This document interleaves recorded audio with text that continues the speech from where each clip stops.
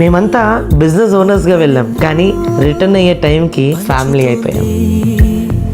BKP homes Bhanu, Missamma Dilip, Krishna BMW Sai. Few days ముందు వరకు మేము స్ట్రేంజర్స్, కానీ ఫస్ట్ మీటింగ్ లోనే మాకు వైబ్ సెట్ అయిపోయింది. మేమంతా సెల్ఫ్ మేడ్. బయట సక్సెస్ కనిపిస్తుంది, కానీ దాని వెనకాల ప్రెషర్ చాలా ఉంటుంది. లేట్ నైట్స్, వర్క్ టెన్షన్స్, ఇవన్నీ ఎవరితో షేర్ చేసుకోవాలో తెలియదు. అందుకే బిజీ స్కెడ్యూల్స్ మధ్యలో కూడా అందరం ఒక బ్రేక్ తీసుకుందామని డిసైడ్ అయ్యాం. ఎయిర్పోర్ట్ లో కలిసిన మూమెంట్ నుంచి ఒక్కటే ఎక్సైట్మెంట్, సేమ్ నాలాంటి వాళ్ళతో నేను ట్రిప్కి వెళ్తున్నానని. గోవా రీచ్ అయిపోయాం. అక్కడ ఉన్న మన తెలుగు వాళ్ళు రిసీవ్ చేసుకోవడానికి వచ్చారు. మొత్తం ట్రిప్ వాళ్ళే ప్లాన్ చేశారు. నెక్స్ట్ ఫ్యూ డేస్ క్లబ్బింగ్ చేసాం, కుళ్ళు జోక్స్ వేసుకున్నాం, పిచ్చిగా డాన్స్ చేసాం. కానీ రియల్ వాల్యూ అక్కడే ఉంది. లేట్ నైట్స్ కూర్చొని మాట్లాడిన కన్వర్సేషన్, ఫోన్స్ పక్కన పెట్టాం, ఈగో పక్కన పెట్టాం, ఫెయిల్యూర్స్ గురించి ఓపెన్ గా మాట్లాడాం, ఫియర్స్ గురించి హానెస్ట్ గా మాట్లాడుకున్నాం, గ్రోత్ గురించి సీరియస్ గా డిసైడ్ అయ్యాం. వాళ్ళలో నేను యంగెస్ట్, కానీ ఎప్పుడు నన్ను అలా ఫీల్ అవ్వనివ్వలేదు. అప్పుడే అనుకున్నా, మేము ఇంకా ఫ్రెండ్స్ కాదు, మేము